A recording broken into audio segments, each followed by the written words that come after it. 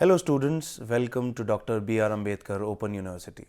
I am Syed Akbar and I am going to talk about medical terminology, the prefixes, suffixes and abbreviations today.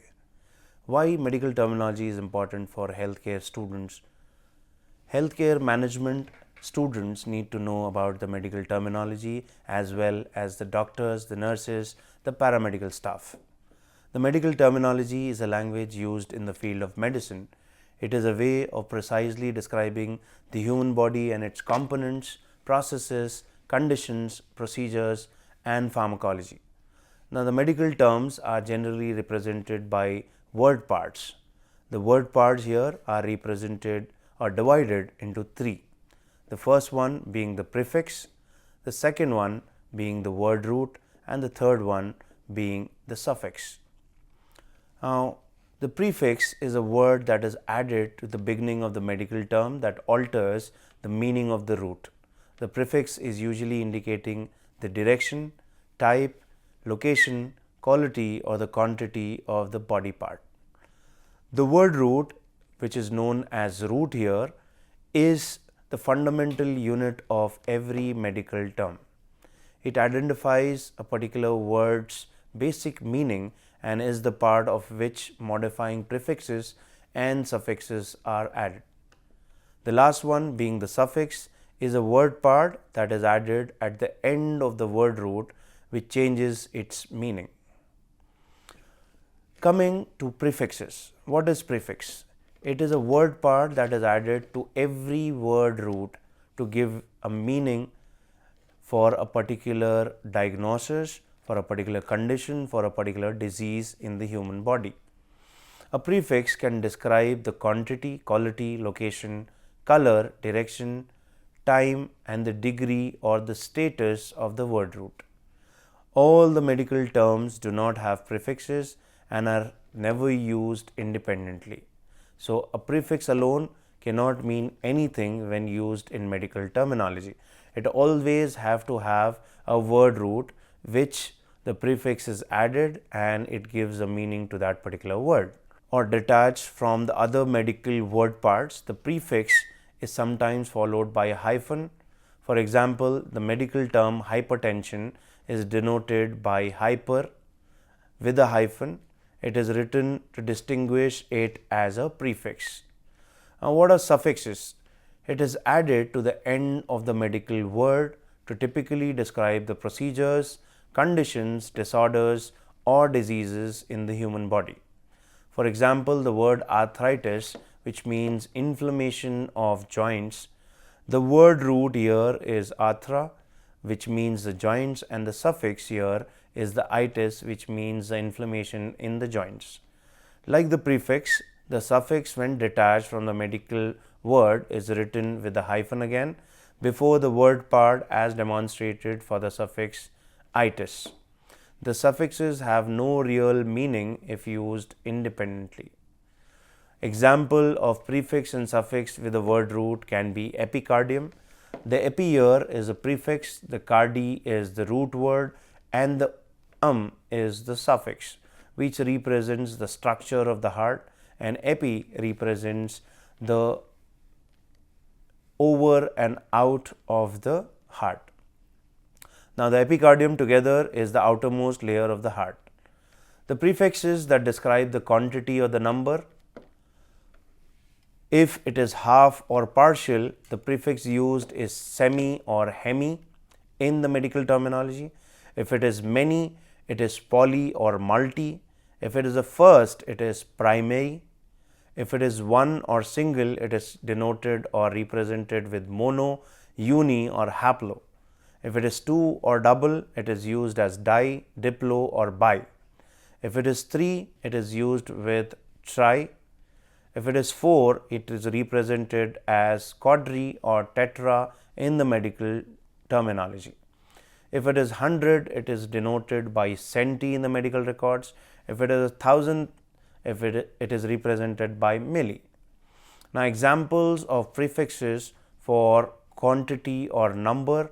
The examples are monocyte, bipedal or polyuria. These are the words that represent the quantity and the number in a particular condition in the human body. The monocyte is a white blood cell that is a single nucleus. The mono here is a prefix and the site represents a cell. Bipedal refers to the two legs or the 2 feet in the human body. The bi here represents the prefix two or double. The ped here represents the foot and the al is pertaining to. The last is the polyuria. The poly here represents many and the term urea is a suffix which is used for urea or urination. The next type of prefixes are used to describe the degree, where the position or the angle of that particular location in the body is represented. If it is below or below normal, it is represented with hypo or sub. If it is high or normal, it is represented by hyper, super or ultra. If it is normal value, it is represented by normo. The words that represent the prefixes with the degree are hypothermia, hyperthermia and normocephalic. Now, hyperthermia is abnormally elevated body temperature due to the failures of body's heat regulating mechanism. The hyper here represents the prefix which is high or above normal. The therm is the word root that is heat and ia is the condition in the body that represents the suffix. Same goes for hypothermia. It is characterized by abnormally low temperature, particularly below 35 degrees Celsius. The hypo here is a prefix that represents low or below normal. The term again is a word root for heat and ia is a condition. Now coming to normocephalic. Normocephalic is defined as having a head side that is normal. The norm here represents normal. Cephalic is a word root that represents head and ic is pertaining to the suffix. Now, the prefixes that describe time or speed in the body. If it is before, it is denoted by the prefix anti, pre or pro. If it is slow, it is represented by brady. Example is bradycardia. If it is time, it is represented with the word chrono. If it is new or recent, it is represented by the word neo. If it is after, it is represented by post, like post-operative care, postpartum services or post discharge services. Again, if it is represented by re, back or backwards, it is represented by retro. Fast, it is represented by the word tachy. Example, tachycardia, that is a condition of the heart. Now, the prefixes that describe the status. If it is not or without anything, it is represented with a, an, non or un. If it is against, it is represented by anti or contra. If it is away from or without, again it is represented by the words d. If it is apart or separate, it is represented by the word dis. If it is normal, it is represented by u. The examples for the prefixes that describe the type of status or the speed are apnea, dyspepsia, pseudohernia. Now, what is apnea? It refers to the stopping of breathing, most often during sleep. The a or an means not or without, and apnea means breathing here. Dyspepsia is a particular mild digestive disorder characterized by the stomach's pain, discomfort, heartburn and nausea after eating. The dys here represents the bad, difficult or painful condition, and pepsia relates to the process of digestion. Coming to pseudo hernia. It is a bulge in the abdominal wall by the mistake of the hernia. Now, the pseudo here represents the false part, that is a prefix, and hernia is a particular condition, that is abnormal protrusion of the intestinal wall. The next parts are the suffixes that describe surgery, diagnosis and procedures. Now, if you want to represent something related to removal of any body part or tissues from the body, you write apheresis as the suffix. If it is surgically removed, it is called as ectomy. and then if it is a surgical repair or reconstruction, it is called or represented or denoted with the word plasty, like rhinoplasty for the nose. If it is a process of viewing with a scope, it is called a scopy, like endoscopy, colonoscopy, etc. Few examples of suffixes that describes surgeries or diagnosis or procedures in the human body. Examples are biopsy, rhinoplasty, or mammograph. The biopsy is with the suffix opsy, it represents looking at. The bi here is for the living. The rhinoplasty is for surgical repair or reconstruction. For the suffix here is plasty, that is surgical repair or reconstruction, and the rhino here is the word for nose. The other words are mammograph. The mammograph is a machine that takes X-ray photos of the breast using X-rays. The mammo is the breast here, and the graph here is the instrument used to record. Now, the suffixes that describe a disease or function in the human body, if it is related to pain, it is denoted by the word algia, algesia, or dynia. If it is a cancerous tumor, it is represented by the word or the suffix carcinoma. If it is hernia and swelling, the suffix would be celi. Dilation, the suffixes would be ectasia, ectasis, dilation, dilatation. If it is swelling, it is edema. If it is vomiting, the suffix is emesis. If it is blood or blood conditions, it is anemia. If it is inflammation, it is itis. And separating or dissolution, the suffix would be lysis. And if it is related to softening of the body, it is called as malacia. Now, suffixes that describe the disease or the function.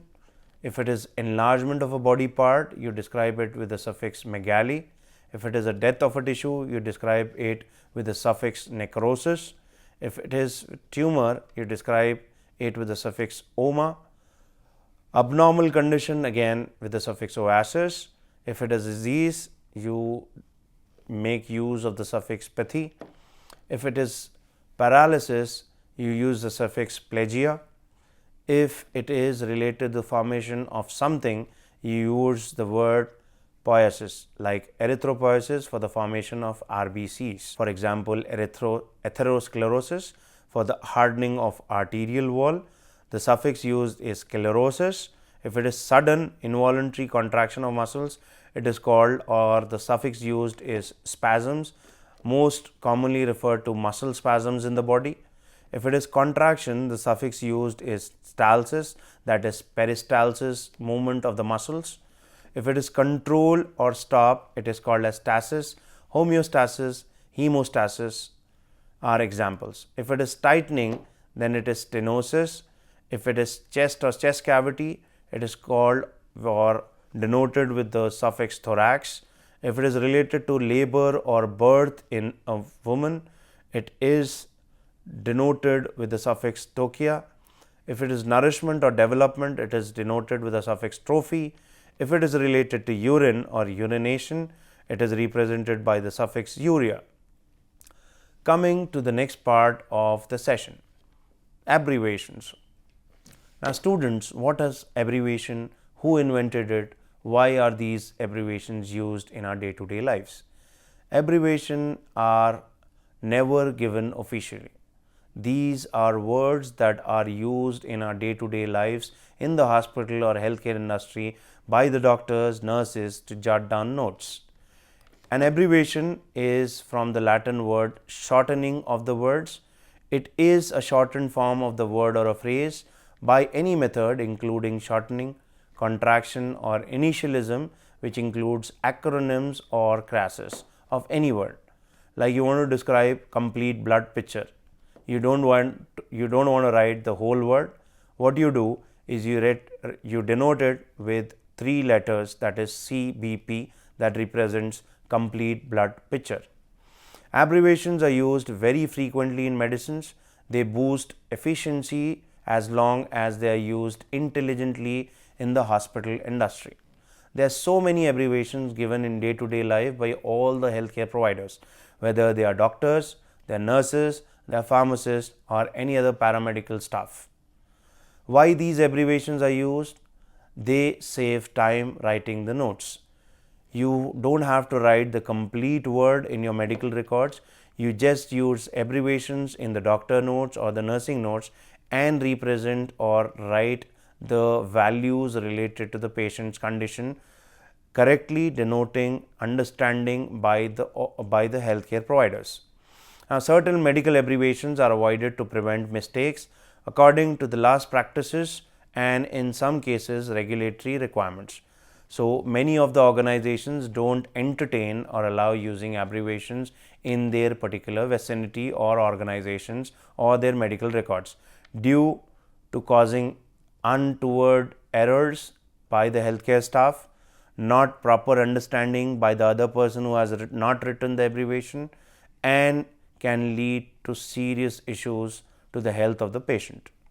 Now, doctors and other healthcare providers or professionals commonly use the list of abbreviations, acronyms and other medical terminologies as reference to rapidly search and accurately record information and give instructions to their patients as well. There is no standard or approved list of healthcare professionals to search for medical acronyms or abbreviations. The healthcare professionals often quickly scribble notes with the important medical information they would like to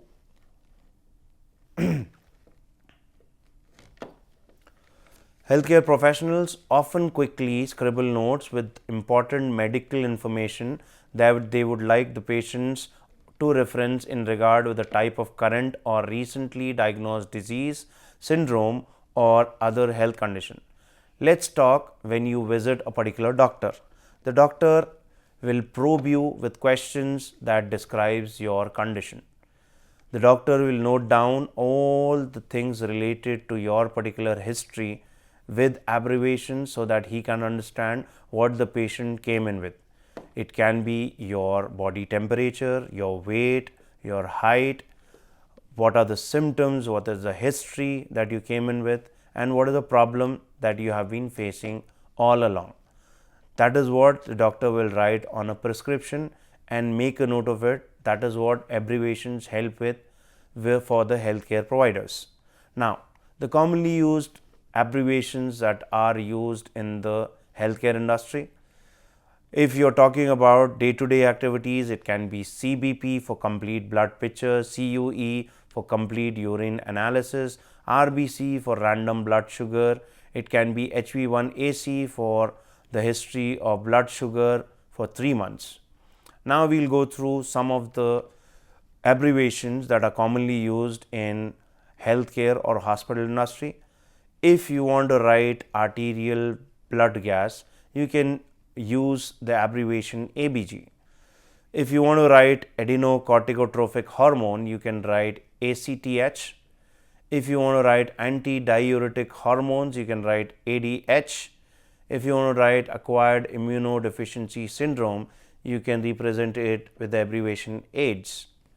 Now, some abbreviations are read completely together. How the patient left the hospital, you can also write in the medical records as abbreviations related to the patient leaving the hospital as LAMA, that is left against medical advice. These are common abbreviations that are used in day-to-day life in the hospital industry. You can write other abbreviations as BIBA, that is brought in by ambulance. Something to be taken twice in a day, you can write as BD or BID. BLS is again for the basic life support. Blood pressure is represented by the abbreviation BP. Then if you are writing the body temperature, it can be in Celsius, you can write C. If it is complete blood count, you can write CBC. If it is creatinine kinase, you can write CK. If it is related to the chronic obstructive pulmonary disorder, it can be abbreviated with COPD. If it is cardiopulmonary resuscitation, it can be represented with the abbreviation CPR. If it is related to the cerebrospinal fluid, you give the abbreviation CSF. If it is CT scan or computerized tomography, you call it as CT. If it is deoxyribonucleic acid, which is your DNA, if it is the extracellular fluid, it is ECF. Intracellular fluid, it is ICF. If you are recording something related to heart, it can be electrocardiogram. Then when you are talking about specialties in a hospital, it can be related to ear, nose and throat, and you can represent it with the abbreviation ENT. If you are talking about departments in a hospital, ICCUs is for intensive care critical unit or intensive critical care unit. The HDUs are for high dependency units. MICU is for medical intensive care unit. The OT represents the operation theatre. Then the ER represents the emergency room. If you are talking about erythrocyte sedimentation rate, then it is for the lab reports, it is abbreviated by ESR. The others for gastrointestinal things, you can write as GI infections. If it is a genitourinary infection, you can write GU infection. Then we are representing blood reports, you can use abbreviations for hemoglobin as HB. For bicarbonate, you can use HCO3. Mercury, you can use Hg. For human immunodeficiency virus, you can use HIV. The IgA is for immunoglobulin. For IL, it is interleukin. When you're talking about the route of the medication, whether it's IM is for intramuscular, IV is for intravenous, subcutaneous again S, and then when you're talking about the cholesterol lab reports, the LDL represents the low density lipoprotein cholesterol and the HDL represents the high density lipoprotein cholesterol. The MHC is the mean corpuscular hemoglobin and the MCHC is mean corpuscular hemoglobin concentration in the blood reports. The MCV is mean corpuscular volume. If you are representing generally an abbreviation, the most commonly used abbreviation is an MI. MI is a myocardial infarction that a patient suffers when he has heart attack, and it is abbreviated as MI in the reports by the doctors and the nurses. When you are talking about radiology, we spoke already about the CT. The next one is the MRI, which is the magnetic resonance imaging. The next part is related to the constituents or ingredients in the blood or the body fluids. If you're talking about NaCl, it is sodium chloride. So when we are talking about abbreviations that are used in lab reports, there's so many abbreviations that represent the constituents of the blood. It can be your CBC, the complete blood picture, the CBP, the complete urine examination, CUE.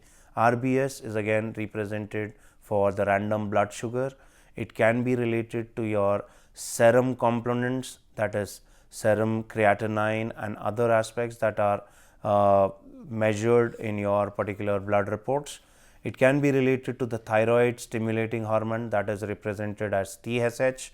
It can be for T3 or T4 again, that are the thyroid profiles.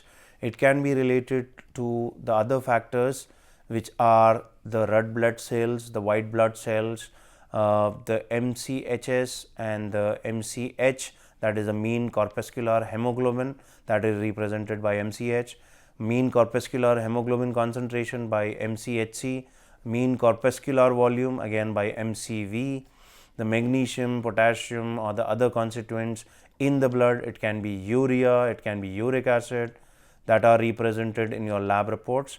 If you want other things related to bad reports, it can be immunoglobulin, that are represented by IgG, and the radiological things, the departments in the hospitals can be represented with ICU for intensive care unit, ICCU for intensive critical care unit, HDU for high dependency unit, MICU for medical intensive care unit, NICU for neonatal intensive care unit. It can be OT for operation theatre. It can be ER for the emergency room, the outpatient departments. You can give abbreviations to anything that you feel suitable of abbreviating it so that everybody can understand in a hospital.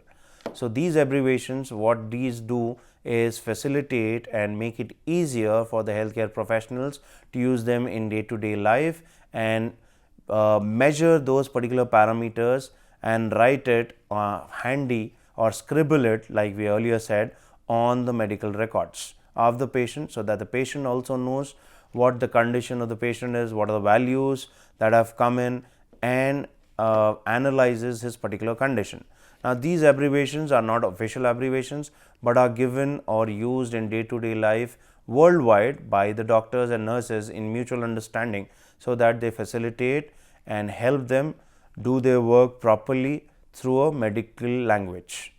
Now, the other abbreviations that are commonly used for the test and the other physiological and the condition of the patient. If you are prescribing him to take something, you can write as RX. The TX is represented for treatment given when the patient came in. The HO is for the history with which the patient came in. The other aspects related to the measurements are ml for milliliter, for muliliter it is microliter, for the weight, and the infections that are caused in the body can be represented by the abbreviations UTI for urinary tract infection, or the upper respiratory tract infection is URTI. It can be other things related to diseases. For example, commonly used is TB for tuberculosis and other aspects as well. Now, coming to the conclusion of this part, we have gone through what prefixes are, what suffixes are, how they add meaning to the root word, how depending on the condition, the procedures, the substances present in the body, they are represented and give a meaningful combination of word in medical terminology. The other thing that we went through is abbreviations. The abbreviations are not official. They are used by different people in different regions of the world according to their particular criteria. The CBP year could be a different thing elsewhere in America or Mexico. The CUE year can be a different thing here and a different thing in Canada. So it all depends on the people who use the abbreviations to facilitate and fast forward their particular services towards the patients.